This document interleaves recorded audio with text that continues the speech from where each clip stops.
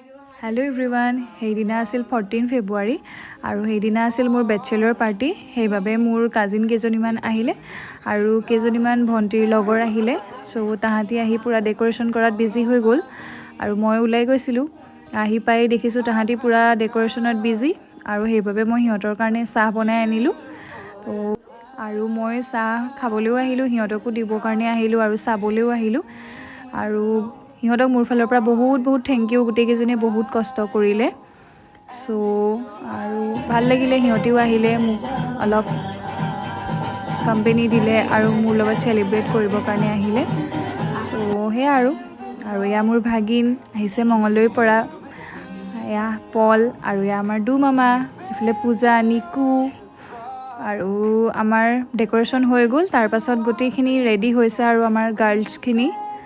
চ' চবকে অকণমান দেখাই দিছোঁ। বহুত ভাল লাগিলে গোটেইকেইজনী অহাৰ বাবে, মই বহুত হেপ্পী। আৰু এয়া নিকু, দৰ্পণা, ৰিয়া, মৰমী, পূজা, নিকু, দুজনী নিকু, সেইকাৰণে দুজনীকে ক'ব লাগিব থেংক ইউ। গোটেইকেইজনীকে মোৰ ফালৰ পৰা বহুত থেংক ইউ। তাহাঁতি মোৰ বিশেষ দিনটো বিশেষ কৰি মোক স্পেচিয়েল ফিল কৰালে, সেইবাবে সিহঁতক বহুত থেংক ইউ। চ' মেমৰিজ হিচাপে থাকি যাব, সেইবাবে এইখিনি ক্লিপখিনি ধৰি ৰাখিলোঁ। ময়ো সিহঁতৰ লগতে বহুত এনজয় কৰিলোঁ।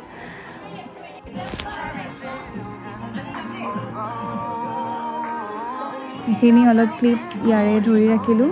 বহুত ভাল লাগিছিলে, তাহাঁতৰ লগত এনজয় কৰিলোঁ, তাহাঁতিও বহুত এনজয় কৰিলে।